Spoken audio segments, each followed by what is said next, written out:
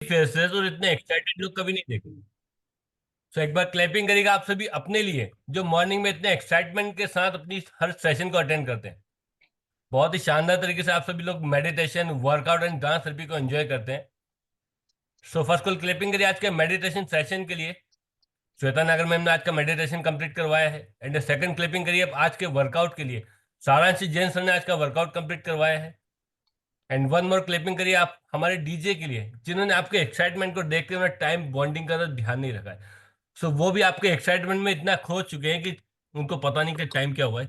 सो एक बार और one more clipping करिए आप सभी अपने लिए, जो डेली बेसिस पर डांस थेरेपी सेशन को एंजॉय करते हैं। सो आगे का हमारा जो सेशन है वो बहुत ही शानदार इंफॉर्मेशन वाला रहने वाला है। अगर आपके पास डायरी पेन नहीं है तो आप डायरी पेन जरूर लेकर के आइएगा, क्योंकि आज का जो सेशन है वो हर एक पर्सन के लिए जरूरी है। इसमें वेट लॉस वेट गेन से कोई वो बेनिफिट नहीं है, बट इंफॉर्मेशन बहुत डीप इंफॉर्मेशन आपको मिलने वाली है। और अगर आपने अपने नाम के साथ कोड नहीं लगाया तो आप कोड जरूर लगाइएगा। आज मैराथन का डे 2 है, तो आप पॉइंट मिस कर सकते हैं। और अपनी खिड़की अगर आपने ऑफ की हुई है तो खिड़की जरूर ओपन करिएगा।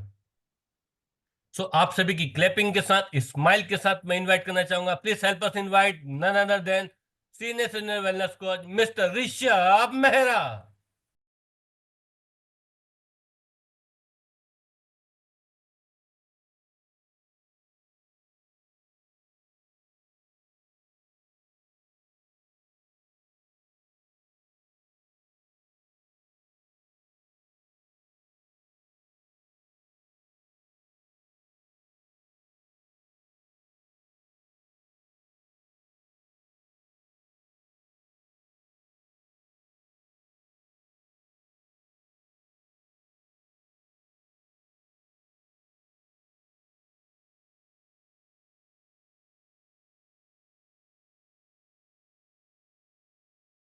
Morning everybody and welcome everyone to this amazing day today and बहुत ही amazing welcome आप सभी लोगों का आज के बहुत ही ज़बरदस्त सेशन के अंदर।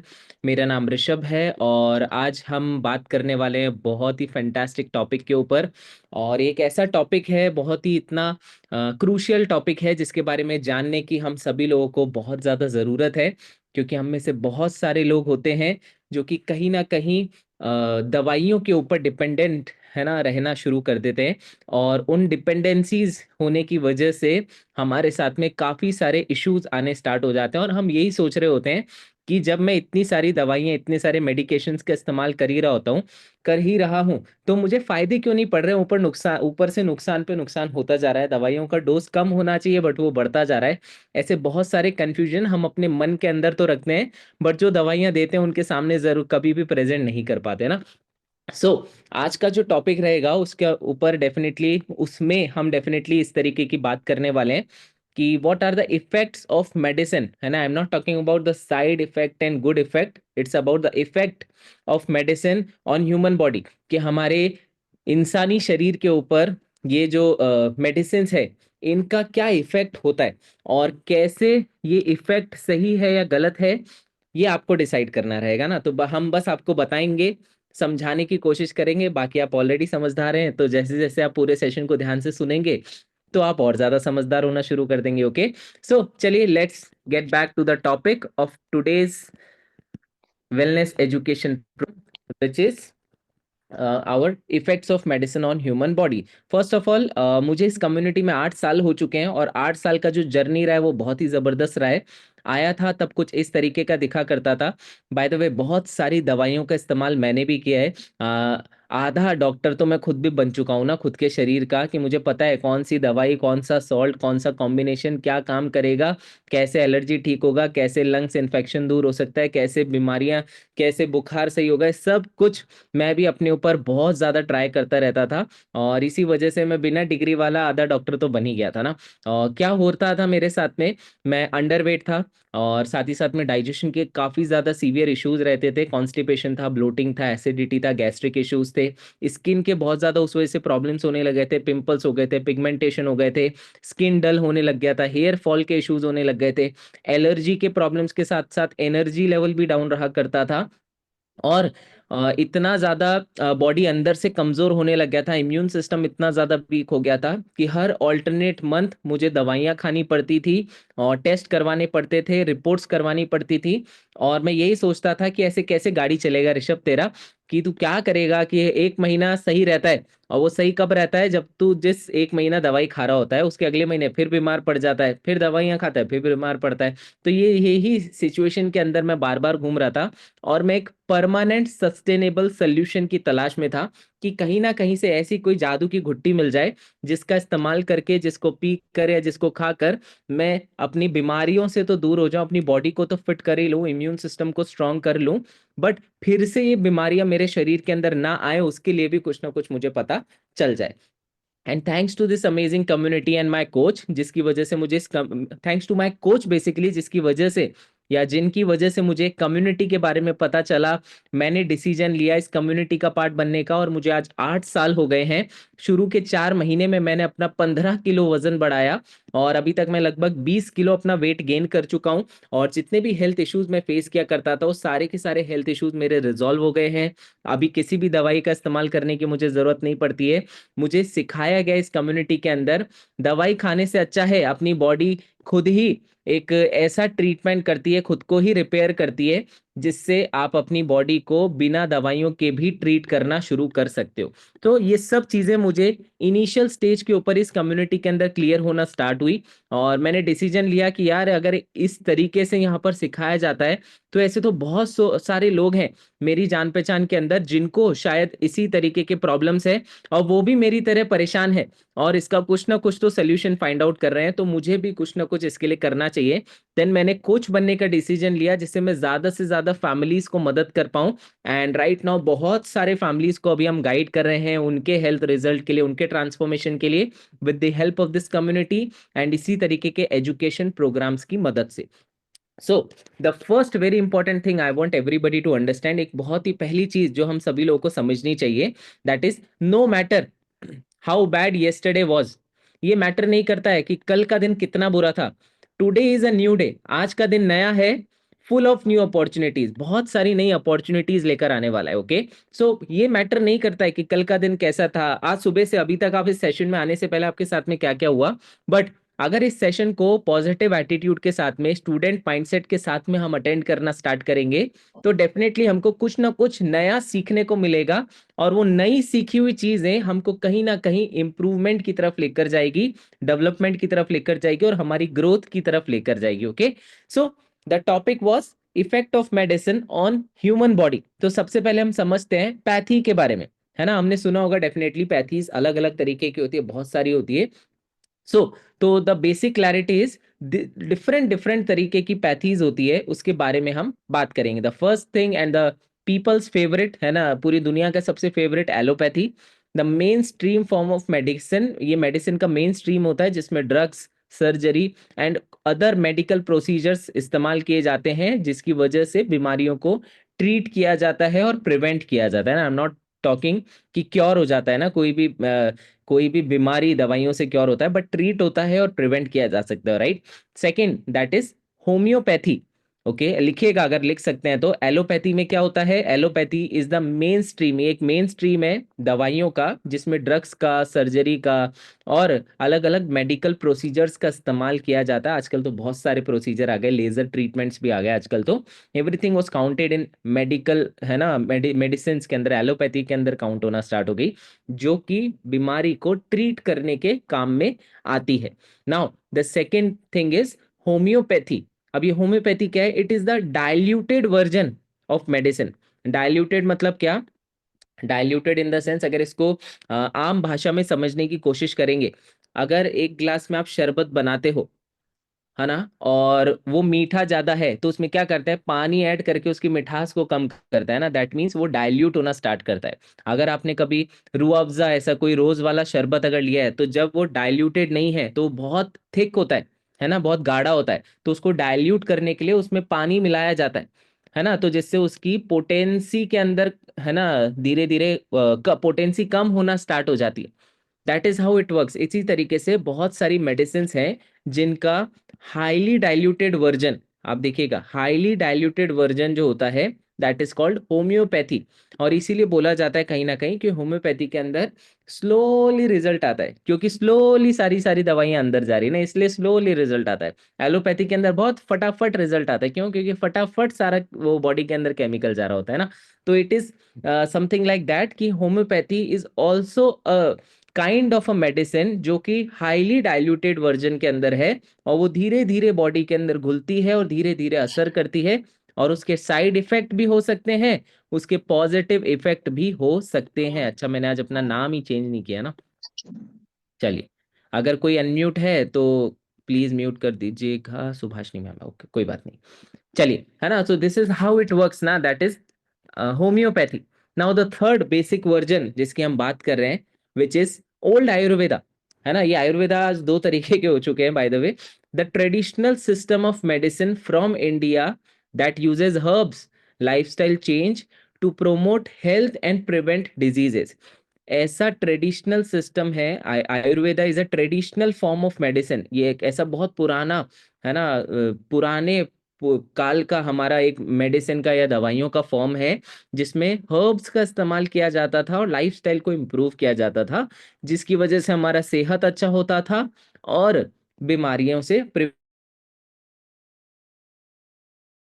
प्रिवेंशन। हम में क्या है, इन्हीं आयुर्वेदा के अंदर जितनी भी हर्ब्स और चीजों का इस्तेमाल किया जाता है, इनकी शेल्फ लाइफ को बढ़ाने के लिए बहुत सारे केमिकल्स का इस्तेमाल किया जाता है। I have visited some of my friends ayurvedic stores, तो मुझे पता है कि मैंने 5 साल आयुर्वेदा के शॉप के ऊपर दिए हैं, है ना। वैद्य जी से बात किया है ना, बहुत सारे। आप बोलोगे कि वैद्य जी तो वो होते थे जो नब्ज को देखकर इलाज करते थे, यस, है ना। मैंने उन्हीं से जाके सब बहुत सारी चीजें सीखी है। तो always listen to people who are better than you. अगर आप उनसे सीखना शुरू करोगे तो हमको भी बहुत सारी चीजें नई सीखने को मिलेगी ना। तो मैंने ऐसे बहुत सारे है ना, आप बोल सकते हो वेदों से सीखा है। आयुर्वेदा की अगर बात करूं, प्लस होम्योपैथी के भी बहुत सारे डॉक्टर से मैंने सीखा है कि diluted medicine is also a medicine, है ना। मुझे पता चला होम्योपैथी के डॉक्टर से ही। दूसरा, वैद्य जी से ही मुझे पता चला कि उन्होंने ही मुझे बताया कि ऋषभ, है ना, तो उन्होंने ही मुझे बताया कि ऋषभ आप क्या कर सकते हो, आप कुछ नहीं कर सकते। हमारा काम सिर्फ दवाई को लिखना है, हमारा काम है हर्ब्स को लिखना। बट उन हर्ब्स के अंदर आज की डेट में इतना ज्यादा खिलवाड़ होता है, उसमें इतना ज्यादा मिलावट होता है कि हम चाह कर भी कुछ नहीं कर पाते।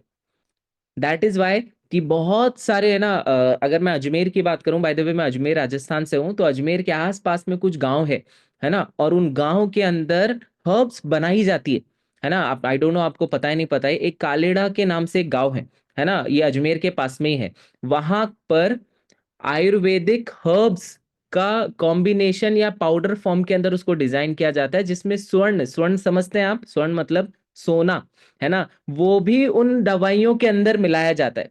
आप चांदी समझते हो, चांदी, तो चांदी भी उन दवाइयों के अंदर मिलाई जाती है ना। तो इस आप तांबा समझते हो, तांबा, तो वो भी उन दवाइयों के अंदर मिलाया जाता है ना। That is how it works. The Ayurveda form is something जो कि combination of all the herbs and metal, क्योंकि हमारी बॉडी के अंदर कहीं ना कहीं तो वो ट्रेस फॉर्म के अंदर अवेलेबल है सारे के सारे मिनरल, तो वो हमारे शरीर को चाहिए।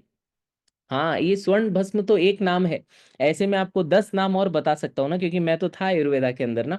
बट इट डजेंट मैटर, है ना, it doesn't matter any more now, because उन्हीं स्वर्ण भस्म के अंदर भस्म और स्वर्ण के अलावा भी बहुत सारी चीजें मिलाई जाने लग गई, जिसकी वजह से उनका जो शेल्फ लाइफ है वो बढ़ना स्टार्ट हो गया।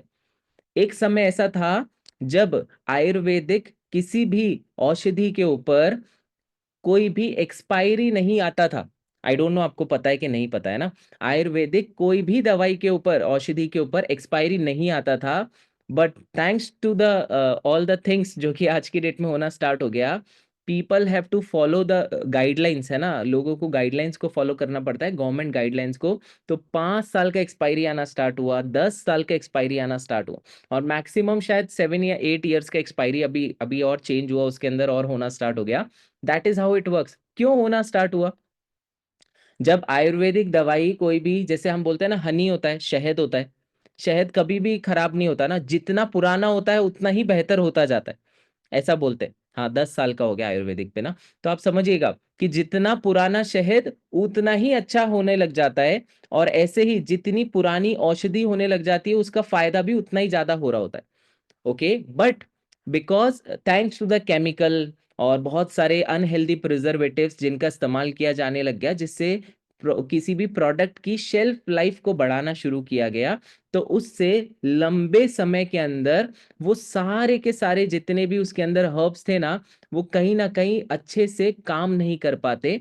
And yes, I was about to say this कि वो फर्मेंट होना शुरू कर देते हैं, उनमें फंगस लगने लग जाती है। एंड वो इस्तेमाल करने से, क्योंकि हमको तो समझ में आता नहीं है ना कि वो अच्छा है कि खराब है, हमारे हिसाब से तो दवाई के अंदर खुशबू भी हो सकती है और किसी भी तरीके की बैड स्मेल भी हो सकती है, तो बैड स्मेल हमारे लिए कभी भी फंगस नहीं है ना, कभी भी फर्मेंटेड नहीं है ना, तो that is how it works. तो आयुर्वेदा अच्छा हुआ करता था, अच्छा है भी, बट बहुत सारे जो ब्रांड्स है, बहुत सारी कंपनीज है, वो इतने ज्यादा हाई केमिकल्स का इस्तेमाल करते हैं कि वो भी एक तरीके की दवाई ही बन चुकी है, ना कि उसके अंदर एक हर्ब्स की मात्रा रह गई। ओके, सो ये आयुर्वेदा थोड़ा लंबा हो गया ना, मुझे पता था इसलिए मैंने थोड़ा सा बता दिया। Okay, now the next very important pathy is, लिखिएगा, नेचुरोपैथी।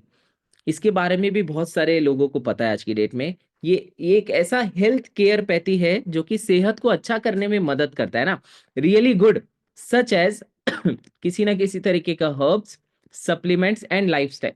बेसिकली नेचुरोपैथी के अंदर, जैसे आपको इस फोटो के अंदर भी दिख रहा होगा, ऑयल्स का इस्तेमाल किया जाता है, ऑयल्स का इस्तेमाल किया जाता है, ऐसे अलग अलग तरीके के ऑयल्स है बेसिकली। ये ऑयल बेस्ड पैथीज ज्यादा होती, क्योंकि बहुत सारी ऐसे ऑयल है। अभी हमारा मन्नत वेलनेस जोन के ऊपर भी एक दिन हम बात कर रहे थे कि हमारी जो नेवल होती है, नाभि होती है, उसके लिए इतने तरीके के ऑयल्स आ चुके हैं कि उसका इस्तेमाल करने से हमारी अलग अलग तरीके की प्रॉब्लम्स रिजॉल्व होती है ना। और ये oils is a kind of a naturopathy, क्योंकि वो हर्ब्स के कॉम्बिनेशन से वो ऑयल है ना एक्सक्रीट किया जाता है, और उस ऑयल का इस्तेमाल करने से हमारा बॉडी जो है वो कहीं ना कहीं अच्छा होने लग जाता है।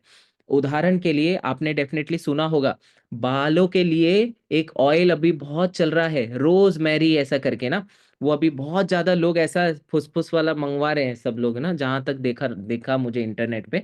तो आप समझिएगा, तो मतलब ये क्या है, this is a kind of a naturopathy, जो कि एक एसेंशियल ऑयल्स को यूज करके बॉडी की ग्रोथ में मदद करता है ना, बॉडी की ग्रोथ में मदद करता है, नॉट कि वो किसी बीमारी को ट्रीट कर रहे हैं नहीं कर रहे हैं वो, बट उनकी प्रॉब्लम्स को बैलेंस करने में उनकी मदद कर रहे हैं, ग्रोथ के लिए बहुत अच्छे रहते हैं। नोज का भी, अरे बहुत सारे आते हैं, मैं गिना बहुत सारे सकता हूँ आपको ना।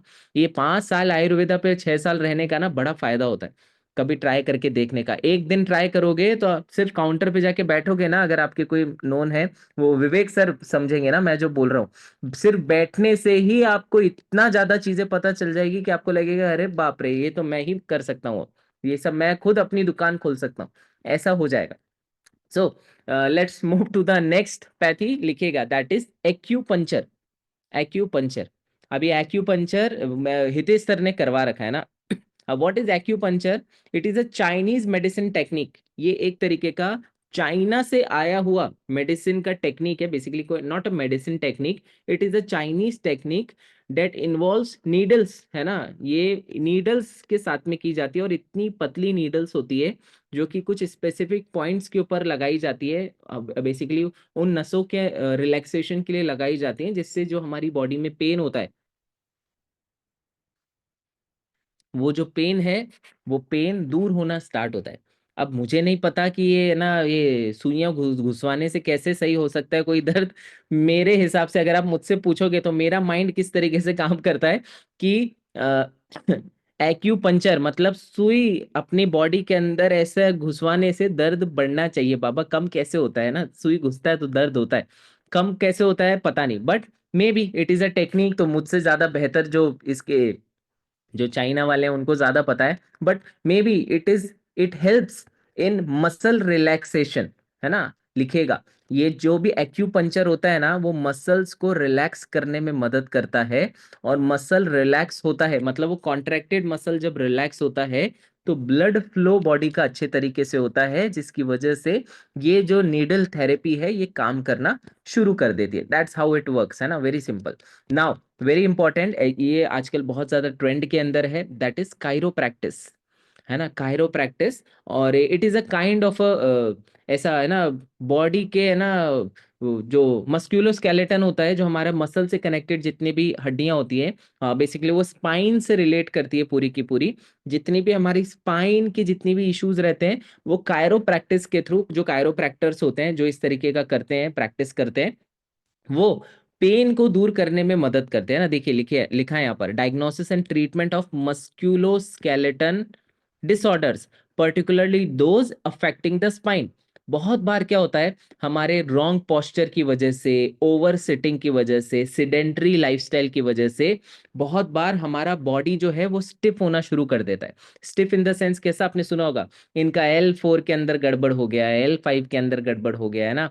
तो इस तरीके से हमारी जो स्पाइन होती है नेक से, मतलब in the sense cervical bone से लेकर नीचे टेल बोन तक, है ना, हमारे जितना स्पाइन आता है ना, पूरा ऊपर का ऊपर तक का, ये पूरा का पूरा वर्टिब्रे जो होती है हमारी, उसको सही, या उसके अंदर ब्लड सही तरीके से फ्लो हो पाए, वो कॉन्ट्रैक्ट या फिर वो बहुत ज्यादा स्टिफ हो जाती है, तो वो रिलैक्स हो जाए, इसके लिए कायरोप्रैक्टिस का मोस्टली इस्तेमाल किया जाता है। विद स्टिफ नेक भी होता है, स्टिफ बैक भी होता है, स्टिफ लोअर बैक भी होता है, पेन होने लग जाते हैं, टेल बोन के अंदर पेन होने लग जाते हैं, इन सब चीजों का सोल्यूशन कायरोप्रैक्टर की मदद से या कायरोप्रैक्टिस की हेल्प से किया जाता है। जिसमें बेसिकली अगर आप मुझसे आम भाषा के अंदर पूछोगे, लेमन लैंग्वेज में, कि कायरोप्रैक्टिस में होता क्या है, तो वो गर्दन को पकड़ के ठक घुमा देते हैं और ऐसा झटका निकलता है कि हमारे सारे दर्द गायब हो जाते हैं ना।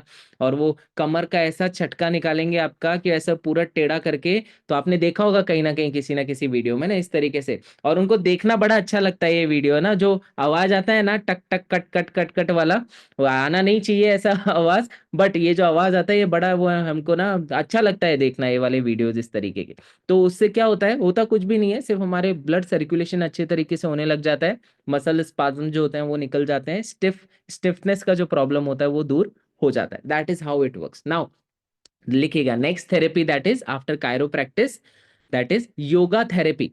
देर आर पीपल, है ना, जो योगा थेरेपी का भी इस्तेमाल करते हैं अपने फिजिकल और मेंटल हेल्थ को अच्छा करने में, और इसमें कोई बुराई नहीं है, it is very important. But yoga करने से मेंटल पीस तो मिलता ही है, अगर आप उसको मेडिटेशन के फॉर्म के अंदर करते हैं। बट अगर आप योगा पोजेस करना शुरू करते हैं, it is good for your flexibility, not for any kind of weight loss purpose और एनी अदर पर्पस। योगा से आपका फ्लेक्सिबिलिटी अच्छा होता है, योगा से आपका फ्लेक्सिबिलिटी अच्छा होता है। एंड और क्या होता है, जब हम किसी तरीके की ब्रीथिंग एक्सरसाइज करते हैं, तो वी कंट्रोल, है ना, we focus on the breath, not on the problems in our, है ना, इन आवर लाइफ, है ना, हमारी जिंदगी में जो तकलीफें हैं उनके बारे में, उनके ऊपर फोकस करने की जगह जब हम ब्रीथिंग के ऊपर फोकस करते हैं, तो वो भी एक तरीके का मेडिटेशन, फोकस का काम करता है, और वो हमारी मेंटल हेल्थ को अच्छा करने का काम करता है। What exactly you have to do, अगर आप मुझसे पूछोगे, वॉट, अगर आप मेडिटेशन नहीं कर पाते, योगा नहीं कर पाते, सिर्फ ये जो ब्रीथिंग टेक्निक है अगर इसको भी आप फॉलो करोगे ना, it really helps a lot in controlling your brain, है ना, आपके माइंड को कंट्रोल करने में बहुत मदद करता है। कैसे मदद करता है पता है आपको?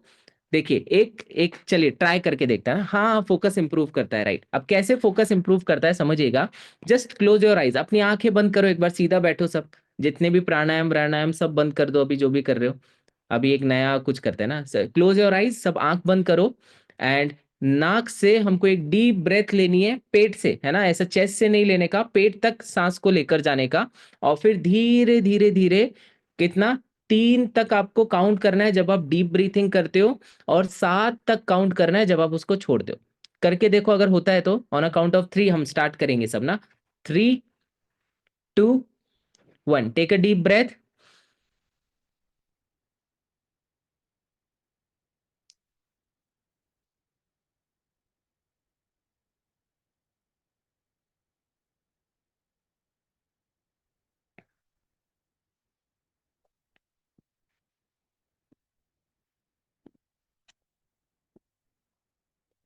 अनुलोम विलोम नहीं करने का है, अनुलोम विलोम नहीं करने का है, सिर्फ इतना ही करने का है। क्या करना था? बहुत सिंपल था। दोनों नाक से, मुंह से नहीं, नाक से इतना डीप ब्रेथ लेने का जो पेट तक जाए, और उसके बाद उसी को 7 तक काउंट करते करते अपने मुंह से छोड़ने का है। आपको पता है जब आपने किया ना 10 सेकंड, मतलब ये जो 10 सेकंड थे ना, 3 सेकंड अंदर लेना, 7 सेकंड तक के लिए छोड़ना, ये 10 सेकंड तक आप सारी दुनियादारी भूल गए थे। और यही मेडिटेशन है, एक्चुअल में यही मेडिटेशन है, इसके अलावा और कुछ भी नहीं। When you focus on when you focus not on other thing but on your self, जब आप खुद के ऊपर फोकस करते हो, और एक्चुअल में खुद के ऊपर भी नहीं, किसी भी चीज पर फोकस नहीं करते, इसी को मेडिटेशन बोला जाता है। जब आप अपने ब्रेन को अपने कंट्रोल में लेते हो, उसी को मेडिटेशन बोला जाता है। And what exactly we do, हम कोशिश करते हैं अलग अलग अलग अलग चीजें ट्राई करने की, जिससे हम अपने माइंड को कंट्रोल करने की कोशिश करें। बट एक्चुअल में जब हम सिर्फ एक ही चीज के ऊपर फोकस करेंगे, तो उसकी वजह से हम कर क्या रहे हैं पता है आपको? जब हम कोई फिजिकल एक्टिविटी कर रहे होते हैं, तब हमारा ब्रेन कुछ अलग ही सोच रहा होता है। जब हम ब्रेन की एक्टिविटी कर रहे होते हैं, तब हम फिजिकली कुछ और ही कर रहे होते हैं। जब ये दोनों चीजें एक ही काम कर रहे होते हैं ना, दैट इज कॉल्ड मेडिटेशन। जब ये दोनों चीजें, माइंड एंड बॉडी, एक ही काम के ऊपर फोकस करता है ना, उसी को मेडिटेशन कहा जाता है। तो when exactly you will focus on your breathing and counting the breathing, ये दो ही चीजें तो हम कर रहे हैं। हम जो सांस ले रहे हैं, हमारा ध्यान उसके ऊपर है। और क्योंकि मेरा ब्रेन तो ऐसी चीज है जो बैठे बैठे गोवा जा सकता है ना, तो मुझे क्या करना पड़ेगा? मुझे इस ब्रेन को कंट्रोल में लेने के लिए इसी सांस को काउंट करना शुरू करना पड़ेगा। जब ये दोनों चीजें साथ में करना शुरू कर देंगे, तो हमारा बहुत, जितनी भी अदर चीजें हमारी जिंदगी, दुख दर्द पीड़ा और ये अन्याय जितने भी हो रहे हैं हमारे साथ में, वो सब हम भूल जाते हैं। और व्हाट वी फोकस, सिर्फ सांस लेने के ऊपर। क्योंकि यही तो असली चीज है। जितनी ज्यादा सांस है, मतलब हमारे पास में जितनी सांसें बची हैं, उनको अच्छे से यूज करो। यही मेडिटेशन की टेक्निक है जो सिखाती है हमको कि हमारा पूरा का पूरा जीवन सांसों पर ही डिपेंड करता है। अगर सांसें अच्छे से हम लेते रहेंगे, तो हमारा बॉडी बहुत अच्छा रहेगा। नाउ, अगर हम बात करें इसी ब्रीथिंग से रिलेटेड, कभी आपने एक डॉग को देखा है वो सांस कैसे लेता है? जीभ बाहर निकाल के ऐसा सांस लेता है, कितना फास्ट सांस लेता है, देखा आपने? नाउ, एक डॉग की लाइफ कितनी होती है पता है आपको? किसी को पता है क्या? 15 ईयर्स, 18 ईयर्स, 20 ईयर्स, है ना, लगभग 15 से 20 साल के बीच में होती है अप्रोक्स। हाँ, परफेक्ट है ना, मुझे भी यही पता है कि 15 से 20 साल के बीच में किसी भी एक डॉग की लाइफ होती है। हम क्या करते हैं, हमने एक डॉग को देखा, वो कितना फास्ट सांस लेता है, ऐसे जीभ बाहर निकाल के ऐसे ही सांस लेते हुए देखा है। नॉर्मल बैठता है तो भी ऐसे लेता है। And and it leaves 15 to 20 years. Now, क्या आपने किसी कछुए को देखा है? क्या उसको कभी सांस लेते हुए देखा है? आपको पता है कछुआ कितने सालों तक जीता है? 200 साल, है ना, 1000 साल, 500 साल। पता है क्यों जीता है? Because it controls the breathing, है ना। उसको कभी सांस लेते हुए देखने का आपको पता ही नहीं चलेगा। वो एक सांस ही इतनी बड़ी लेता है कि वो आराम से अपनी जो सांसें हैं उन पे कंट्रोल करके रख पाता है ना। तो ये जो सांसें हैं ना, जितना ज्यादा हम हाइपर एक्टिव रहकर अपनी सांसें लेते रहते हैं ना, तो वो कहीं ना हमारी लाइफ को कम कर रहा होता है, और कुछ नहीं कर रहा होता है। तो इट इज इम्पॉर्टेंट कि जब हम मेडिटेशन में सिर्फ अगर हम ब्रीथिंग पे फोकस करेंगे ना, इट चेंजेस एवरीथिंग, वो सब कुछ बदल देगा। क्योंकि वो ब्रीथिंग टेक्निक में माइंड एंड बॉडी एक ही फोकस के ऊपर, एक ही पूरी टारगेट के ऊपर, एक ही फोकस के साथ में एक ही काम को कर रहे होते हैं। और जितने भी दंड फंद दुनिया के अंदर हमारे चल रहे हैं ना, वो सब हम भूल जाते हैं। And it controls the body. वो हमारे ब्रेन को शांत करता है, वो हमारी बॉडी को कंट्रोल करता है, हमारी बॉडी के पैरामीटर्स को कंट्रोल करता है, एंड हमारी बॉडी को पूरा एक शांत और साइलेंट स्टेट के अंदर लेकर आ जाता है। जिससे जितने भी हमारे ना हार्ट बीट तेज होती है, ब्लड फ्लो होता है, ये होता है। और पता है जब हम इस चीज को करना शुरू करते हैं ना, तो आपका बॉडी खुद ही उसको रिएक्शन के अंदर लेकर आता है। पता है कैसे? कभी आप ट्राई करना, आई डोंट नो आपने कभी ट्राई किया नहीं किया है, मैंने खुद ने एक्सपीरियंस किया, तो मैं अपना एक्सपीरियंस बता रहा हूँ आपको ना। क्या एक्सपीरियंस किया मैंने? कभी भी आप ट्राई करना मेडिटेट करने का, हम करते हैं ना, फोकस करते हैं किसी ना किसी चीज पे, सांसों पे नहीं करते, किसी अदर चीज पे करते हैं। तो पता नहीं क्या होता है, हमारी बॉडी के अंदर कुछ ना कुछ ऐसा होना शुरू हो जाता है ना, टिंगलिंग इफेक्ट आना स्टार्ट हो जाता है। आई डोंट नो आपने कभी सुना है कि नहीं सुना है। ये जो टिंगलिंग इफेक्ट है ना, इट इज योर बॉडी, है ना, इट इज योर बॉडी जो कि उसके लिए रिएक्ट कर रहा होता है कि मत करो, मैं इसी स्टेट में ठीक हूं, है ना। क्योंकि हमारा ज्यादातर समय स्ट्रेस और इन चीजों के अंदर, भाग दौड़ के अंदर निकल रहा है ना, इसलिए हमारी बॉडी को उस चीज की आदत हो जाती है। When you try to relax your brain and body, तो हमारा बॉडी खुद ही रिएक्ट करके बोलता है नहीं तुम ये सब मत करो, मुझे फास्ट रहना पसंद है ना, या इट इज कॉल्ड डिस्ट्रैक्शन। तो हमारा बॉडी खुद ही डिस्ट्रैक्ट करता है हमको, हमको किसी और की जरूरत नहीं है बॉस डिस्ट्रैक्ट होने के लिए। This is the real thing. हम खुद ही खुद को डिस्ट्रैक्ट कर सकते हैं, हमारा बॉडी, हमारा ब्रेन खुद ही हमको डिस्ट्रैक्ट कर देता है। बट उस चीज के ऊपर जब आप अपना कंट्रोल लेकर आओगे, तब जाके आप एक अच्छा प्रैक्टिस कर पाओगे ना। योगा का बोल लो, मेडिटेशन का बोल लो, मैं तो इसको ब्रीथिंग टेक्निक बोलता हूँ। तो ये ब्रीथिंग के ऊपर जब हम फोकस करते हैं, इट चेंज, है ना, it is the name of the game, है ना, ये ही नाम है असली गेम का। जब ये फोकस करोगे, आप मगर मुझे बोलोगे सर मेरे तो टाइम ही नहीं रहता है, अरे 5 मिनट का टाइम है कि आपके पास में 24 घंटे में? अगर आप बोलते हो 5 मिनट का टाइम है, तो you can do it, not more than, है ना, 5 मिनट, उसके ऊपर एक सिंगल सेकंड भी मत करो, पर 5 मिनट करो तो सही। वो 5 मिनट कितने बड़े होते हैं ना, तब आपको रियलाइज होगा कि अरे बाप रे, 5 मिनट रील देखने में तो पता ही नहीं चलता था कि किधर चले जाते हैं। बट ये जब मैंने सांस लेना शुरू किया तो पता चला अरे ये तो बहुत ज्यादा है ना। सो ये टॉपिक से हटके हो गया था, बट ठीक है ना, it is important to understand now. अब हम बात करते हैं, अरे मैं तो सही बातें ही करता हूँ। चलिए हम बात करते हैं मेडिसिन के लिए। Okay, so what is called medicine, लिखिएगा, दवाई क्या होती है। मेडिसिन आर केमिकल, ये ऐसे केमिकल और कंपाउंड होते हैं जो कि हॉल्ट करते हैं और प्रिवेंट करते हैं, किसी बीमारी को रोकते हैं या प्रिवेंट करने का काम करते हैं, सिम्टम्स को ईज करते हैं, और किसी भी बीमारी को डायग्नोस करने के काम में आते हैं। मेडिसिन आर समथिंग, ऐसे केमिकल कंपाउंड्स होते हैं, कॉम्बिनेशन होते हैं, ऐसे सॉल्ट्स होते हैं बेसिकली, जो प्रिवेंट करते हैं और होल्ड करते हैं किसी भी बीमारी को, साथ में उन, और जो भी हमारे साथ में हेल्थ इश्यूज आते हैं उसके जो सिम्टम्स आते हैं, उन सिम्टम्स को ईज करने में काम में आते हैं, और किसी भी बीमारी को डायग्नोस करने के भी काम में आते हैं। ओके हाँ, नाउ अब ये मेडिसिन जो है इसके कुछ बेसिक्स हैं। अब क्या बेसिक्स है, इनको अगर आप ध्यान से समझोगे तो आप बेटर तरीके से अंडरस्टैंड कर पाओगे बहुत सारी चीजों को। The first basic, medicine can have both positive and negative effect on human health. Medicine का ह्यूमन हेल्थ के ऊपर पॉजिटिव और नेगेटिव दोनों ही तरीके के इफेक्ट होते हैं। While they can be effective in treating disease and improving overall health, they can also cause side effects and complication। ये हमारे बीमारी को ट्रीट करने के तो काम में आता है, जो भी ओवरऑल हमारे साथ में बीमारियां रहती है, बट इसी के साथ में इसके साइड इफेक्ट्स और कॉम्प्लिकेशंस भी होते हैं। तो किसी भी बीमारी को दूर करने के लिए जब हम किसी भी तरीके की दवाई का इस्तेमाल करते हैं, तो वो दवाई की मदद से हमारी बीमारियों में कुछ ना कुछ तो इजाद आता ही है, फायदा होता ही है। बट उन दवाइयों का लगातार इस्तेमाल करने की वजह से हमको बहुत सारे साइड इफेक्ट हो सकते हैं, बहुत सारे कॉम्प्लिकेशंस आ सकते हैं। ओके, बिकॉज अल्टीमेटली वो जितनी भी दवाइयां हैं, वो कहीं ना कहीं बनी तो केमिकल्स की मदद से ही है। उनकी शेल्फ लाइफ को अच्छा करने के लिए बहुत सारी चीजों का इस्तेमाल किया जाता है। तो it is not good for our health, हमारे ऑर्गन्स के लिए तो एटलीस्ट अच्छा नहीं है।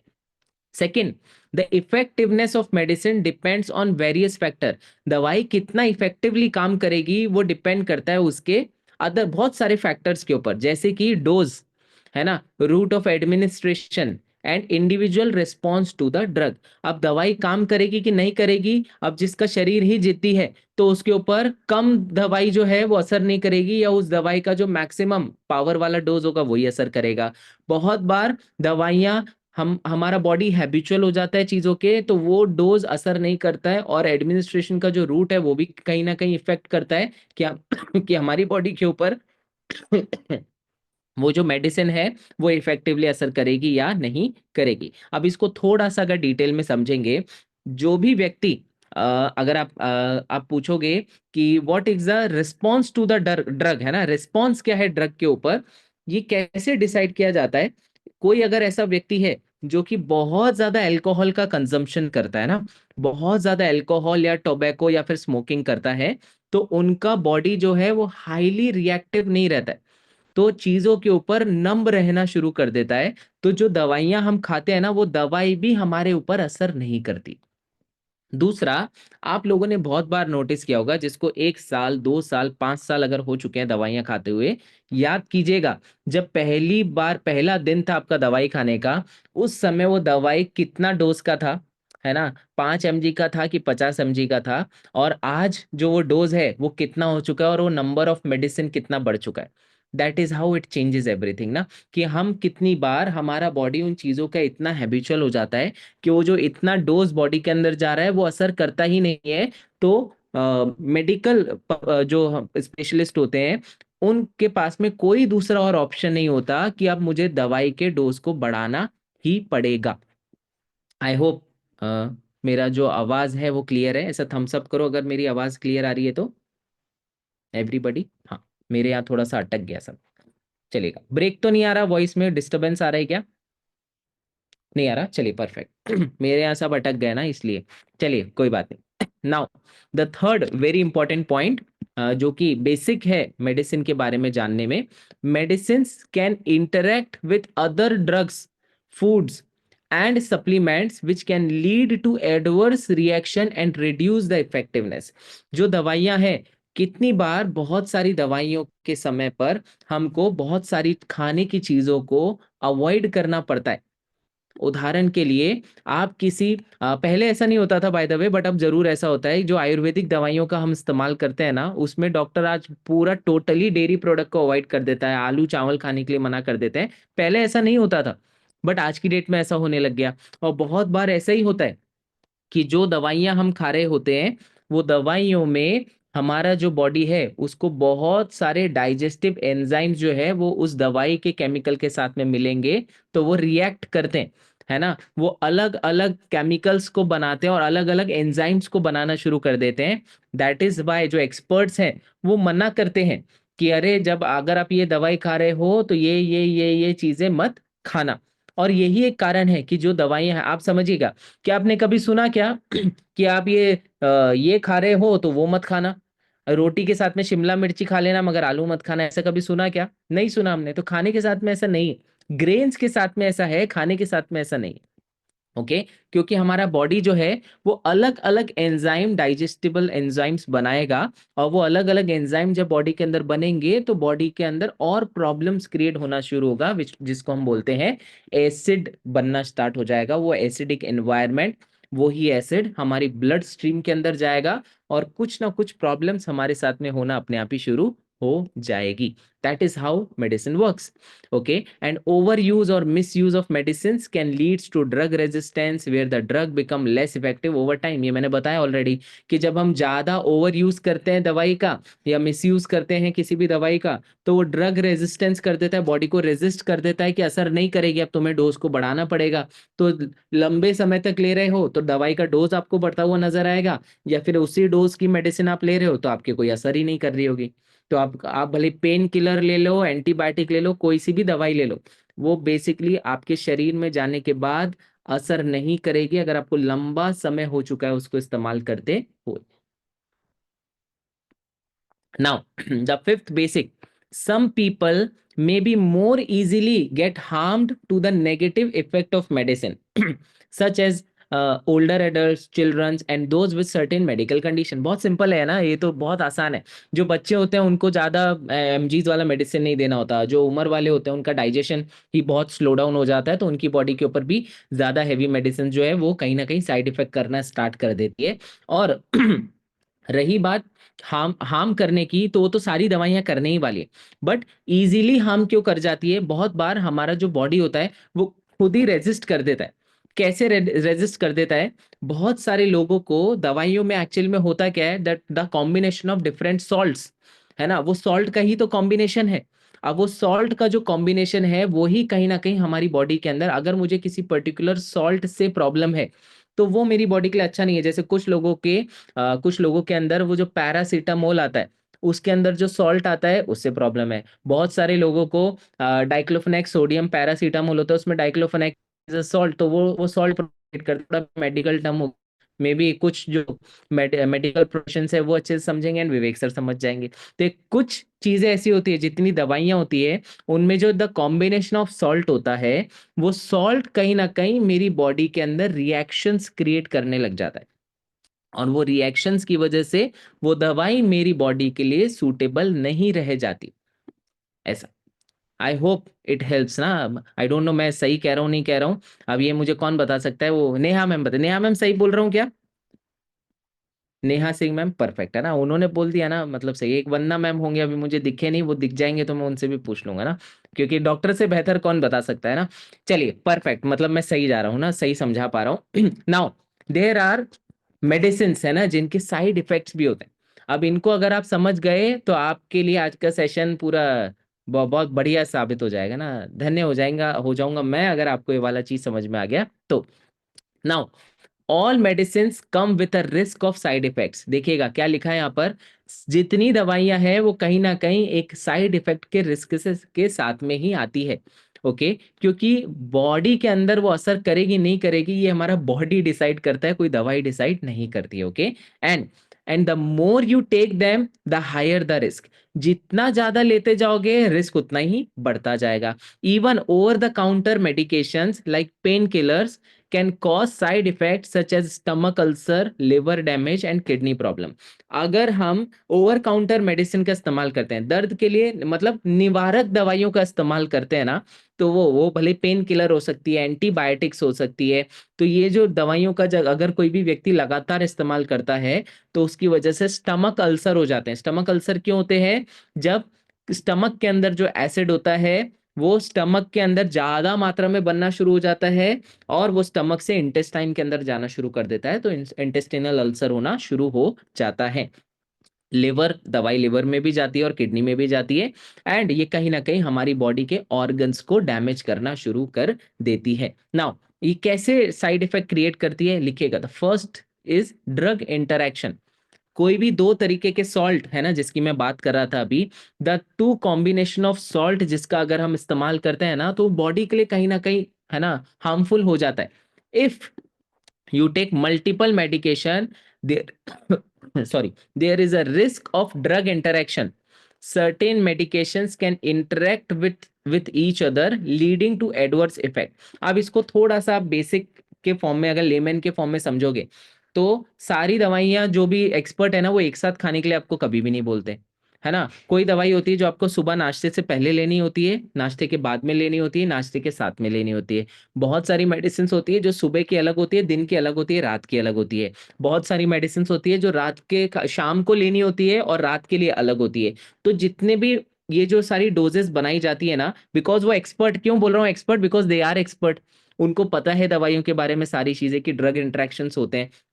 दो दवाई एक साथ खाओगे तो कुछ भी प्रॉब्लम क्रिएट कर सकती है, तो इट्स बेटर कि उनको गैप्स के अंदर लिया जाए। एटलीस्ट 4 घंटे का तो गैप होता ही है किसी भी दो अलग अलग ड्रग्स के जो भी मेडिसिन का हम इस्तेमाल करते हैं उस चीज के अंदर। तो जब भी हम अलग अलग दवाइयों का इस्तेमाल करते हैं और सेम ही टाइम के ऊपर अगर कर देते हैं तो कहीं ना कहीं उसके एडवर्स इफेक्ट भी हमारी बॉडी के अंदर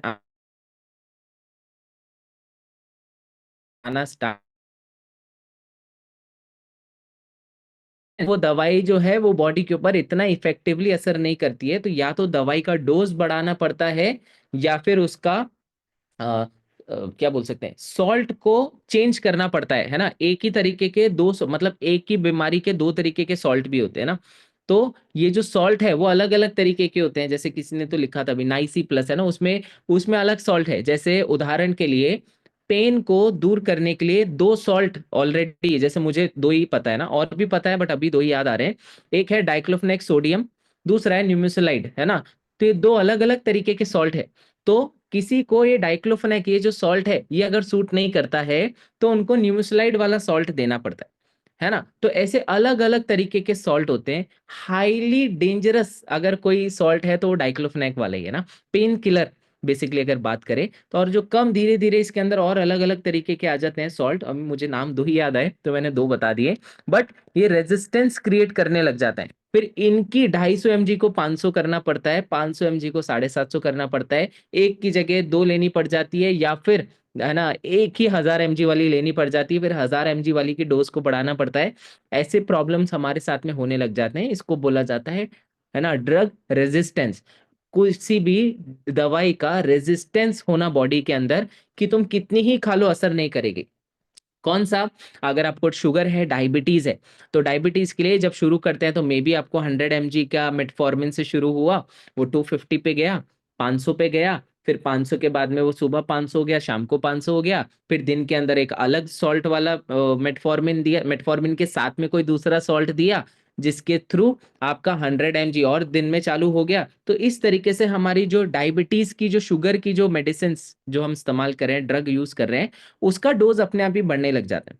तो उससे शुगर कंट्रोल हुआ क्या? हाँ, बट शुगर कंट्रोल शुरुआत के अंदर 100 mg से ही हो रहा था, बट धीरे धीरे बॉडी को उस 100 mg का इतना हैबिट हो गया कि 100 से 500 कब चला गया हमको पता ही नहीं चला। शुगर अभी भी कंट्रोल में है, बट 100 mg ड्रग से नहीं है, दवाई से नहीं है, 500 mg के दवाई से।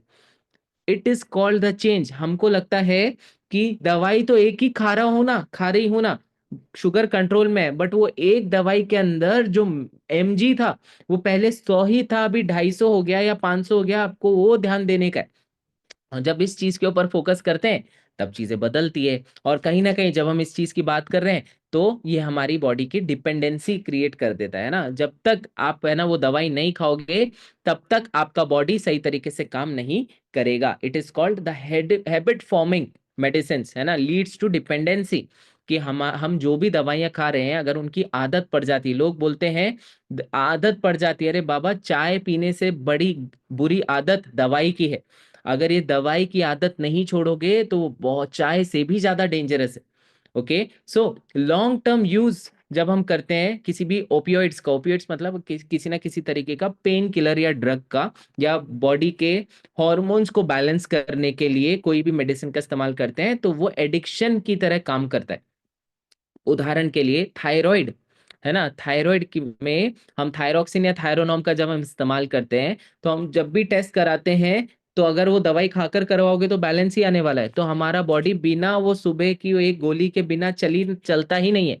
और जब नहीं खाते हैं तो स्वेलिंग होगा, पेन होगा, मेटाबॉलिज्म है ना लो होना शुरू हो जाएगा, वजन बढ़ने लग जाएगा, हेयर फॉल होना स्टार्ट हो जाएगा, बहुत सारे प्रॉब्लम्स हमारे साथ में होना स्टार्ट हो जाते हैं, जस्ट बिकॉज मेरे शरीर को वो थायरोक्सिन और थायरोनॉम का आदत होना स्टार्ट हो गया। तो द बेसिक थिंग इज कि जितनी भी दवाइयों का हम इस्तेमाल कर रहे हैं, अगर वो टेम्परेरी लेना पड़ रहा है ना, it is not a problem. किसी भी दवाई को टेम्परेरी लेना कोई बुरी बात नहीं है।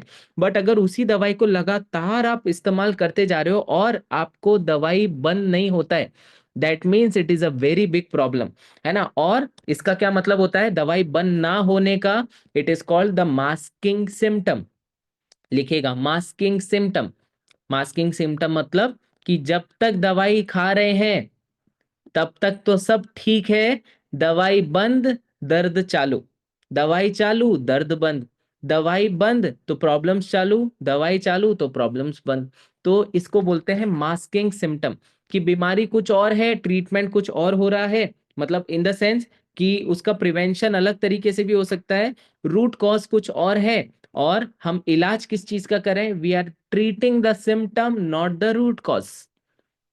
That is why people are having thyroid, diabetes, migraine, joint problem, और भी बहुत सारे जो भी प्रॉब्लम्स होते हैं, उनकी लगातार सालों से दवाइयां खा रहे हैं, क्योंकि वो सभी लोग सिम्टम का इलाज कर रहे हैं, रूट कॉज का इलाज नहीं कर रहे हैं। That is the biggest problem, जिसकी वजह से किसी भी व्यक्ति की दवाइयां तो बंद नहीं हो रही है, इवन बंद नहीं हो रही है वो दिक्कत नहीं है, उसकी डोज बढ़ती जा रही है, that is the big problem. Okay, और जब लगातार हम दवाइयां इस्तेमाल करते रहते हैं, तो एक फिफ्थ पॉइंट आ जाता है, जिसको बोला जाता है organ damage. Prolonged use of certain medical medications can cause damage to organ such as liver, kidney and heart. और इवन इसके साथ में एक और ऐड कर लो, ब्रेन। लिवर, किडनी, हार्ट और ब्रेन, ये चारों चीजों के ऊपर बहुत नेगेटिव इफेक्ट आना स्टार्ट हो जाता है उन दवाइयों का, और वो कहीं ना कहीं हमारी बॉडी के अंदर प्रॉब्लम्स क्रिएट करना शुरू कर देते हैं। अब ये जो बॉडी ये जो मेडिसिन है, ये जब बॉडी के अंदर जाती है ना तो क्या होता है, लिखिएगा कहाँ से किधर जाती है, ये बड़ा इंटरेस्टिंग है। ये समझ में आएगा तो आपको पता चलेगा कि लिवर और किडनी पे क्यों हार्म होता है, ब्रेन में क्यों हार्म होता है, वो पता चलेगा। नाउ द थिंग इज, सबसे पहले दवाई किधर जाती है, वो दवाई जाती है हमारे मुंह से। कहाँ जाती है, हमारी बॉडी के अंदर जाना स्टार्ट करती है, फिर हमारे स्टमक में जाती है। स्टमक के अंदर वो डाइल्यूट, वो एसिड के साथ में वो ब्रेक डाउन होना स्टार्ट करती है, डाइल्यूट तो नहीं कहूंगा, ब्रेक डाउन होना स्टार्ट करती है। एंड स्मॉल इंटेस्टाइन के अंदर जाती है, वहां से लिवर के अंदर जाती है। लिवर में जाने के बाद में फिर से वो लिवर से निकल के वापस इंटेस्टाइन के अंदर आती है, वो बाइल के साथ में, बाइल इज अ एंजाइम, एक जूस है जो हमारा लिवर बनाता है, वो बाइल जूस के साथ में आती है। फिर वो हमारे जो विलाइज होते हैं, जैसे आपको दिख रहा होगा माउथ, फिर उसके स्टमक, फिर हमारा ये इंटेस्टाइन, इंटेस्टाइन से इसी इंटेस्टाइन, ये जो पाइप दिख रहा है ना, यही पाइप है, इसके अंदर विलाइज होते हैं। विलाइज मतलब ये इस तरीके से फिंगर लुकिंग ऐसा विलाइज होते हैं, ये विलाइज का काम है एब्जॉर्ब करना। तो वो जो मेडिसिन है उसके अंदर जो ड्रग होते हैं, केमिकल होते हैं, वो एब्जॉर्ब होते हैं। एब्जॉर्ब होके किधर जाते हैं, ब्लड स्ट्रीम के अंदर जाते हैं। और वो ब्लड स्ट्रीम में जाने के बाद जो भी टारगेट साइट है जिसके लिए वो बनाए, टारगेट साइट में जाते हैं, रिसेप्टर के अंदर जाते हैं, और फिर वो कोई ना कोई इफेक्ट करना शुरू करते हैं। बट सिर्फ इतना ही नहीं होता है, बाय द वे ना, सिर्फ इतना ही नहीं होता है। वो जो दवाई हमने खाया, जब वो ब्लड स्ट्रीम में जाता है, आपको क्या लगता है, मेरे कंधे में दर्द है तो कंधे में ही जाएगा क्या, मेरे घुटने में दर्द है तो घुटने में ही जाएगा क्या? दवाई को ये थोड़ी पता चलता है कि किधर जाने का है। उस दवाई का काम है वो ब्लड स्ट्रीम में, पूरी बॉडी के ब्लड स्ट्रीम के अंदर जाना। फिर जहां पर भी वो जो पेन रिसेप्टर्स होते हैं ना, वहां जाकर वो केमिकल जाता है और उन पेन रिसेप्टर्स को रिलैक्स करने का काम करता है। और वो रिलैक्स होने की वजह से हमारे जो पेन है उनमें इजाद मिलता है, या फिर वो रिलैक्स हो जाते हैं ना, हमारा वो पेन दूर होना स्टार्ट हो जाता है, क्योंकि वो पेन किलर जो है केमिकल के, सॉल्ट के, वो वहां जाकर उसको शांत कर देते हैं। जैसे उनका असर खत्म होता है तो ऑटोमेटिक लेवल पे फिर से दर्द निकल के आ जाता है। तो सर दर्द की दवाई दर्द की ही दवाई होती है। वो सर दर्द बोलो, कंधे का दर्द बोलो, कमर दर्द बोलो, घुटने का दर्द बोलो, पैरों का दर्द बोलो, किधर भी दर्द बोलो, वो दर्द वो एक ही दवाई कैसे सही कर देती है, बिकॉज वो दर्द वाली दवाई पूरी बॉडी के अंदर फ्लो करती है। और वो पूरी बॉडी में फ्लो करने का मतलब है, मेरा दर्द तो कमर कर रहा था, बट वो कंधे पे भी गया, नेक पर भी गया, सर में भी गया, सब जगह गया, है ना। और वो कहीं ना कहीं हमारे साथ में इश्यूज क्रिएट करना शुरू कर देता है। Remains of drug filtered bye kidney and excreted through urine, मतलब, और हर जगह पर थोड़ा थोड़ा उस ड्रग का या उस दवाई का रिमेन्स रह जाता है ना, थोड़ी थोड़ी दवाई हर जगह पर रहती हुई निकलती है ना। और वो दवाई कहीं ना कहीं हमारी बॉडी के अंदर रहती है, और वो कहीं ना किसी तरीके से साइड इफेक्ट क्रिएट करना शुरू कर देती है। एंड जब वो ये रिमेन्स रह जाते हैं ना बॉडी के अंदर, तो फिर किडनी को ज्यादा मेहनत करना पड़ता है उस ब्लड को फिल्टर करने में। आप समझ रहे हैं क्या? एक एक छलनी है जिससे हम चाय को छानते हैं, है ना, ऐसे ही समझ में आएगा आपके ना। वो चाय के, उस छलनी के अंदर चाय पत्ती बहुत ज्यादा हो जाती है, तो चाय छानने में दिक्कत आती है कि नहीं आती है? आती है ना। तो यही प्रॉब्लम है, किडनी फिल्टर सही तरीके से नहीं कर पाता। अब हम किडनी तो बदल नहीं सकते, बट वो जो चाय जो इतना सारा उसमें जमा हो जाता है ना, that is, these are called the remains of the medicine and toxins जो हमारे बॉडी में जमा हो जाते हैं। और इवन आपको पता है, दो चीजें मुझे नहीं पता चली जब मैं रिसर्च कर रहा था कल इसके बारे में। बॉडी में स्टोन्स बनते हैं, आज की डेट में बहुत ज्यादा ये प्रॉब्लम्स हो रहा है। लिखिएगा, ये केमिकल जो हमारी बॉडी में जा रहे हैं ना, यूरिया और ये पेस्टिसाइड जितने जा रहे हैं, ये ही हमारी बॉडी के अंदर स्टोन्स बनाते हैं। ये मुझे कल पता चला ना। दूसरा, जितना भी टॉक्सिन और केमिकल हमारी बॉडी के अंदर जा रहा है ना, ये ही हमारे हार्ट के पास में कोलेस्ट्रॉल्स बना रहे हैं। ये मीठा खाने से, चिकना खाने से कोलेस्ट्रॉल बने चाहे नहीं बने, ये नॉर्मल खाना जो हम खा रहे हैं ना, इससे भी कोलेस्ट्रॉल हमारी बॉडी के अंदर इसके लेवल्स बढ़ना स्टार्ट हो गए हैं, which which we call as LDL. LDL की मात्रा टॉक्सिन्स की वजह से भी बढ़ना स्टार्ट हो गई है। तो मेक श्योर बॉडी को डिटॉक्स करना आज की डेट में इतना ज्यादा इंपॉर्टेंट हो चुका है कि जो बीमारियां शायद पहले के समय में कुछ स्पेसिफिक कारणों की वजह से होती थी, आज वो सिर्फ सांस लेने से भी होने लग गई है, पानी पीने से भी होने लग गई है, और खाना खाने से भी हो गई है, स्पेसिफिकली घर का खाना खाने से भी होना स्टार्ट हो गई है। अब हमारी जो बॉडी है उसके बहुत सारे ऑर्गन्स हैं, है ना, जो कि दवाई खाने की वजह से हार्म होना स्टार्ट कर देते हैं, जैसे कि liver, kidney, intestinal track, heart, lungs and brain. ये छह के छह ऑर्गन जो है, जो बहुत इंपॉर्टेंट है हमारी बॉडी के फंक्शनिंग के लिए, ये सारे के सारे छह ऑर्गन कहीं ना कहीं हार्म होना स्टार्ट हो जाते हैं, क्योंकि लिवर जो है वो बार बार उसको बहुत सारा बाइल जूस बनाना पड़ता है, मेहनत करना पड़ता है। किडनी को बहुत ज्यादा फिल्ट्रेशन करना पड़ता है। इंटेस्टाइन का जो ट्रैक है उसमें एसिड की मात्रा बहुत ज्यादा होने लग जाती है। हार्ट को ही तो वो हार्ट का काम क्या है, ऑक्सीजनेटेड ब्लड को आगे सप्लाई करना, बट हार्ट के अंदर जो वो ब्लड जा रहा है वो ही वो टॉक्सिनेटेड ब्लड होने लग जाता है, वो ब्लड स्ट्रीम को आगे फॉरवर्ड करने में मदद करता है, तो उसके अंदर भी प्रॉब्लम्स हो जाते हैं। लंग्स विच हेल्प, है ना, लंग्स ही तो हेल्प कर रहा है, क्योंकि हार्ट तो वॉल्व है, लंग्स का काम है उस ब्लड को आगे फेंकने का, है ना, ब्लड सर्कुलेशन का, तो वो इफेक्ट करना शुरू कर देते हैं। एंड ब्रेन, जिसमें भी तो ब्लड जाता है, ऑक्सीजनेटेड ब्लड जाता है, और वो भी कहीं ना कहीं हमारी बॉडी को, हाँ, हमारी मतलब बॉडी जो है उसके अंदर डिस्टरबेंसेस क्रिएट करने लग जाता है। आपने जरूर ऐसा कहीं ना कहीं कोई ना कोई तो स्टोरी सुना होगा, ज्यादा दवाई लेने की वजह से इनकी, है ना, बुद्धि भ्रष्ट होने लग गई है। सुना है क्या आपने कभी ऐसा? मतलब ये तो चलो एक ऐसा वर्ड हो गया बुद्धि भ्रष्ट होना, बट एक्चुअल के अंदर याददाश्त कमजोर होने लग जाती है ना, हम चिड़चिड़े ज्यादा होने लग जाते हैं, चीजों के ऊपर रिस्पॉन्ड करने की जगह रिएक्ट करना शुरू कर देते हैं, बहुत ज्यादा प्रॉब्लम्स के अंदर आ जाते हैं, और हम भूलने लग जाते हैं चीजों को, बहुत जल्दी भूलने लग जाते हैं चीजों को।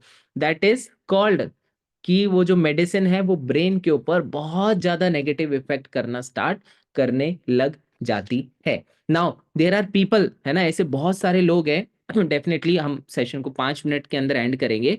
बहुत सारे लोग होते हैं जो डेली बेसिस पर, मुझे कोई भी प्रॉब्लम नहीं है, कोई दवाई नहीं खाते, मगर, बट ये जो बट है ना, ये बड़ा डेंजरस हो जाता है ना, बट मगर वो सुबह ना वो एक गैस का कैप्सूल आता है, ओमेप्रेजोल, पेंटेप्रेजोल, है ना, और ये वाले जो कैप्सूल आते हैं वो मुझे खाना पड़ता ही है, क्योंकि पापी पेट का सवाल है ना, वो साफ ही नहीं हो पाता है। तो ये जो गैस्ट्रिक मेडिसिन आप जो रोज सुबह खा रहे हो ना, ये ओमेप्रेजोल, पेंटाप्रेजोल वाले सॉल्ट, ये बहुत ज्यादा प्रॉब्लम देते हैं बॉडी के अंदर। लिखेगा क्या साइड इफेक्ट होता है ये एंटी गैस्ट्रिक मेडिसिन का, लिखेगा हेडेक्स, नोजिया, है ना, ये सब यहाँ पर लिखे हुए हैं ना, ये बनाए भी है मैंने, जिससे समझ में नहीं आया तो इसको पढ़ते जाने का, ये जो लिखा हुआ है यही प्रॉब्लम हमारे साथ में होता है, ऐसे ही एक्सप्रेशंस हमारे भी होते हैं। कैसे? डायरिया, है ना, बार बार वॉशरूम जाना पड़ता है, फ्रेश होने जाना पड़ता है ना, पेट खराब रहता है, लूज मोशंस हो जाते हैं, कॉन्स्टिपेशन बराबर बना रहता है, एब्डोमिनल पेन रहता है, डिजीनेस, चक्कर बहुत आते हैं, रैशेज एंड इचीनेस, है ना, इचिंग का प्रॉब्लम, बेसिकली खुजली बहुत ज्यादा मचने लग जाती है, निशान हो जाते हैं, यहाँ रेडनेस होने लग जाती है। तो ये सारे के सारे जो प्रॉब्लम है ना, ये गैस की मेडिसिन खाने से होता है। और जो गैस की दवाई खा रहे हैं ना बेचारे, उन लोगों को गैस की दवाई भी कौन सा असर कर रही है, क्योंकि रोज ही खानी पड़ रही है। तो वो कौन सी दवाई है ऐसी जिसको लगातार रोज खा रहे हैं और हमारे प्रॉब्लम सॉल्व नहीं हो रहा? दैट मीन्स आपका जो बॉडी है वो एसिड ज्यादा बनाता है, और वो एसिड ही कहीं ना कहीं गैस का फॉर्म ले लेता है, और हमारी बॉडी में गैस्ट्रिक इश्यूज हो जाते हैं। और एसिड क्यों ज्यादा बन रहा है? क्योंकि हम जो खाना खा रहे हैं वो एसिडिक है खाना, मतलब ग्रेन्स का मात्रा ज्यादा है, और विटामिन मिनरल एंड हर्ब्स की मात्रा कम है, और हम जो फ्रूट्स और वेजिटेबल है उसकी मात्रा कम है। तो जब सिंपल कार्बोहाइड्रेट ज्यादा हो जाएगा, protein, fats, vitamin, mineral and phytonutrient की मात्रा कम रहेगी, तो हमारे बॉडी को उसको पचाने के लिए ज्यादा एसिड बनाना पड़ेगा, और हमको भूख भी बार बार लगेगी, इंसुलिन रेजिस्टेंस होना स्टार्ट होगा, हमारा पेट बाहर आने लग जाएगा, और हम सोचेंगे पता नहीं क्या हो रहा है, दवाई तो रोज खा रहा हूँ बट असर कहीं नहीं कर रही। हमको क्या करना पड़ेगा? सबसे बेस्ट है अपने खाने को सही करना शुरू करो, और जब खाना सही होगा तो प्रॉब्लम्स वैसे ही सही हो जाएगी। बट हम खाना जब सही करते हैं तो उसमें लगता है समय, क्योंकि दवाई नहीं है जो इंस्टेंट छटपट असर कर जाएगी, जब खाना असर करता है तो दवाई की जरूरत नहीं पड़ती है। लिखिएगा कौन सी है जो सबसे अच्छी दवाई है, इसको बोला जाता है पेशेंस। सब्र रखना, patience is the best medicine, being positive is the best medicine, happiness is the best medicine, staying active is the best medicine, water is the best medicine, है ना, किसी भी तरीके का physical activity is the best medicine, taking care of your breath is the best medicine. Medicine are not the medicine, human body के लिए बहुत सारी ऐसी चीजें हैं, राइट, है ना, रमेश सर ने लिखा 5 पिलर्स, ये 5 पिलर के ऊपर ध्यान देना शुरू करोगे, आपको दवाई के ऊपर डिपेंडेंट रहने की जरूरत नहीं पड़ेगी। और ऐसे बहुत सारे लोग हैं अपनी इस कम्युनिटी के अंदर ही ऑलरेडी, जिनकी दवाइयाँ इस कम्युनिटी में एजुकेशन लेने की वजह से और वो एजुकेशन लेने के बाद में उन चीजों को अप्लाई करने की वजह से बंद हुई है। कैसे बंद हुई? क्योंकि उनको एक चीज समझ में आई, रूट कॉज, है ना, जिसके बारे में यहाँ पर सिखाया जाता है, not the symptom but the cause. जितने भी हेल्थ इश्यूज आपको दिखाई देते हैं ना, आईबीएस बोलो, ऑटो इम्यून डिजीज बोलो, अर्थराइटिस बोलो, डायबिटीज बोलो, high blood pressure, cancer, anxiety, obesity, heart disease, depression, और भी कोई प्रॉब्लम बोलोगे, जितने भी हेल्थ इश्यूज है, इनका रूट कॉज क्या है? देखिए, hormonal imbalance, negative thoughts, biotoxins, poor sleep, bad eating habits, gut imbalance, stress लेना, एक्सरसाइज ना करना या फिजिकल एक्टिविटी ना करना, टॉक्सिन्स की मात्रा बहुत ज्यादा बढ़ जाना और डाइजेशन और एब्जॉर्प्शन के अंदर प्रॉब्लम आना। सो दिस इज बेसिकली, अगर बोला जाए, द कॉल्ड न्यूट्रिशनल डेफिशिएंसी। जितने भी हेल्थ इश्यूज हमारे साथ में होते हैं, उसका बॉडी के अंदर रूट कॉज होता है न्यूट्रिशनल डेफिशिएंसी। और ये जो सारी चीजें यहाँ पर लिखी हुई है, वो जब ये सब चीजों के ऊपर हम काम करते हैं कि मैं स्ट्रेस कम लेता हूं, अब स्ट्रेस तो सर जीवन का पार्ट है ना, बट उसको आप कंट्रोल कर सकते हो। जो चीजें हैं उसको बदल नहीं सकते, तो उन चीजों के साथ में रहना सीखो, है ना। अगर टेंशन है उसको दूर नहीं कर सकते, उस तो टेंशन के साथ में कैसे रहा जाता है वो सीखो। इसी को बोलते हैं ब्रीथिंग प्रैक्टिस करना, अपने ऊपर कंट्रोल लेकर आओ। दो ही ऑप्शन है हमारे पास में, या तो आप या तो आप अपने स्ट्रेस को कंट्रोल करोगे, या फिर स्ट्रेस आपको कंट्रोल करेगा। ये दोनों में से एक ही चीज हर व्यक्ति के साथ में होने वाली है। और जब आप वो जो कलम अपने संभालोगे, अपनी जिंदगी का कलम जब आप खुद पकड़ के इस्तेमाल करोगे, तो अपनी जिंदगी की कहानी आप खुद ही लिखने वाले हो। बट अगर किसी और के हाथ में थमा दोगे, तो आपको नहीं पता अच्छा लिखा जाएगा कि बुरा लिखा जाएगा। तो अपनी जिंदगी की कलम जब अपने हाथ में इतनी मजबूती से पकड़ो कि कोई दूसरा के हिलाने की कोशिश करे तो वो ना हिला पाए, इतने मजबूत अपने दिमाग को बनाओ कि आप उसका कंट्रोल करो, ना कि वो आपका कंट्रोल करना स्टार्ट करे ना। इसके लिए करना क्या पड़ता है? बस बहुत सिंपल है ना, 7 ये कोर न्यूट्रिएंट्स हैं, इनको अपने शरीर में पूर्ति करना पड़ता है ना। Protein, fibre, vitamin, minerals, healthy fats, carbohydrate, water, dietary fibre, इन चीजों का ध्यान रखो बस।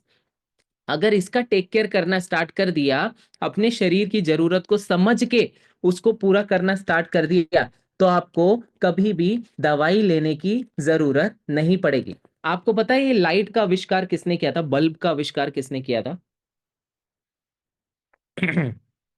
एडिसन ने, है ना, उनका नाम था थॉमस एल्वा एडिसन, है ना। अब ये एडिसन ने लाइट का तो इजाद किया था, बट आप समझिएगा इन्होंने क्या किया, इन्होंने एक बहुत बड़ा कोट लिखा, the doctor of the future will no longer treat human frame with drugs, but rather will cure and prevent diseases with nutrition. इसका क्या मतलब हुआ? आई होप कि आपको खुद को ही समझ में आ जाएगा। फ्यूचर में जो डॉक्टर्स रहेंगे, वो ह्यूमन फ्रेम को, इंसानों को दवाइयों की मदद से ट्रीट नहीं करेंगे या उनकी बीमारियों को दूर नहीं करेंगे, बट वो न्यूट्रिशन की मदद से उन बीमारियों का इलाज करने की कोशिश करेंगे। पता है कब लिख कर गए थे? आप शॉक हो जाएंगे देखकर, ये लिख कर गए थे 1903 में। 1903 में। और इन्होंने ऐसा क्यों लिखा पता है आपको? बिकॉज इनको समझ में आ गया था कि जो उस समय के मेडिकेशंस, हर्ब्स और वो सारी चीजें मिलावट और वो सब चालू हो गया था। और जब वो शुरू हो गया था तो इनको समझ में आ गया आने वाले समय में दवाई से ज्यादा इम्पोर्टेंस जब लोग खाने को देना शुरू करेंगे, पोषण को देना शुरू करेंगे, तो किसी भी व्यक्ति को दवाई खाने की जरूरत नहीं पड़ेगी। और जो डॉक्टर्स होंगे फ्यूचर के अंदर, वो खुद भी बीमारियों का इलाज दवाई से नहीं खाने की मदद से करने की कोशिश करेंगे। इसीलिए ये एक बहुत बड़ा कोट आया, if diet is wrong medicine of no use, if the diet is correct medicine is of no need. मतलब अगर हमारा खाना गलत है तो दवाई काम नहीं करेगी, बट अगर खाना सही है तो दवाई की जरूरत ही नहीं पड़ेगी। That is how it works. तो हमने जब अपने खाने को सही करने की कोशिश करी, अपने शरीर की जरूरत को पूरा करना शुरू किया, तो ऑटोमेटिक लेवल के ऊपर हमारी बॉडी को दवाई की जरूरत नहीं पड़ती है। So I hope and I wish कि ये जो सेशन है इसकी वजह से बहुत सारी चीजें आपको क्लियर हुई, आपको दवाई के बारे में समझ में आया, और इतने समझदार आप ऑलरेडी हो कि खाने का कि नहीं खाने का ये समझ में आए, और दवाई कितना जल्दी बंद हो सकती है उसके बारे में अपने कोच से डिस्कस करो, मुझे क्या करना पड़ेगा। क्योंकि मुझे एक चीज तो समझ में आई जरूर है ना, आपको आनी चाहिए सेशन के थ्रू, दवाई से बीमारी दूर नहीं होती है, क्योंकि दवाई लेने से पहले तक हमारे पास में कोई बीमारी थी भी नहीं। वो बीमारी आई फिर दवाई चालू हुई। तो दवाई के ऊपर डिपेंडेंसी रखने की जगह खाने पे डिपेंडेंसी बढ़ाओ, तो आपका जो बॉडी है वो सही तरीके से काम भी करेगा। अदरवाइज आप जब तक इधर से कंट्रोल नहीं करोगे ना खुद को, प्रॉब्लम एक ही है, आपका कंट्रोल जो है ना, आपका खुद पे कंट्रोल नहीं है, आपके ब्रेन का आप पे कंट्रोल है। जब आप ब्रेन के ऊपर कंट्रोल लेकर आओगे तो प्रॉब्लम वैसे ही सॉल्व हो जाएगी। कुछ चीजें करना शुरू करो, नेगेटिविटी से दूर रहो, पॉजिटिव सोचना शुरू करो, खुश रहना शुरू करो, और साथ ही साथ के अंदर डेली सेशन में एक्टिव पार्टिसिपेशन लेना शुरू करो। आपकी लाइफ में इतने बड़े बड़े पॉजिटिव चेंज आएंगे जो आपने कभी सोचा नहीं होगा। And last but not the least, किसी ने खूब कहा है, ठोकर खाकर भी इंसान ना सुधरे तो उसकी मर्जी, वरना पत्थर ने तो अपना काम बखूबी निभाया था। है ना, आपको बहुत अच्छे से समझाने की कोशिश की गई। अगर आप समझ जाते हैं तो बहुत अच्छा है। और क्यों रोज समझाने की कोशिश करते हैं? क्योंकि हम एक मिशन के ऊपर काम करते हैं, और वो मिशन है लोगों को एक मेडिसिन फ्री लाइफ देना। कैसे अपनी सेहत को अच्छा करके बिना बीमारियों के और बिना दवाइयों के आप एक बहुत अच्छी सेहतमंद जिंदगी जी सकते हो। बट बिकॉज हमारा फोकस और हमें बहुत सारी चीजें ऑलरेडी पता है, ये ज्यादा नॉलेज होने की वजह से भी हमारे साथ में प्रॉब्लम्स होना स्टार्ट हो जाते हैं। सो मेक श्योर चीजों को समझिए, अंडरस्टैंड कीजिए, अपनी बॉडी के डॉक्टर खुद बनिए, अपने खाने की जरूरत को कंप्लीट करने की कोशिश कीजिए। आपको ऑटोमेटिक लेवल के ऊपर सारे प्रॉब्लम जो है वो दूर भी होंगे। अपनी ब्रीथिंग के ऊपर फोकस कीजिए। अगर आप बोलते हो मेरे पास में पूरे दिन के 5 मिनट नहीं है, झूठ बोलते हो।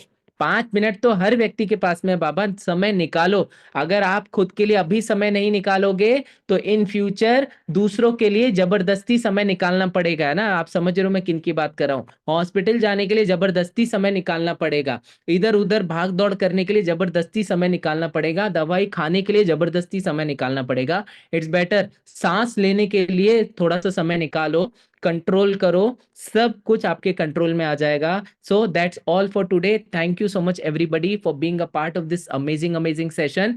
5 7 10 मिनट ज्यादा लिया, बट ये जरूरी था 10 मिनट ज्यादा लेना, जिससे आपको थोड़ा बहुत क्लैरिटी मिल पाए। एंड अगर किसी का बर्थडे है तो आप हैंड रेज कीजिएगा, हम आपका बर्थडे सेलिब्रेट करवाएंगे। सो लेट्स सी, अगर कोई है जिनका बर्थडे है, अगर आपका जन्मदिन है, और अगर है भी, तो मेरी तरफ से wish you a very happy birthday. एक मेडिसिन फ्री लाइफ की हम आपसे दुआ करते हैं कि आप एक एक बेहतरीन बिना दवाइयों की जिंदगी जीना शुरू करें। So that's all for today. Thank you so much everybody for being a part of this amazing amazing session, and take care everybody. Have a Thank great you great so and much, wonderful life. sir. Thank you, sir. Thank you. Thank you so Thank much. you so Thank you, much, sir. sir. Thank you, Great sir. Thank you so presentation. much. Thank you so much, thank Good you. afternoon. Thank you, everyone. Thank you, everyone bye bye, sir. Thank you. Thank you so much.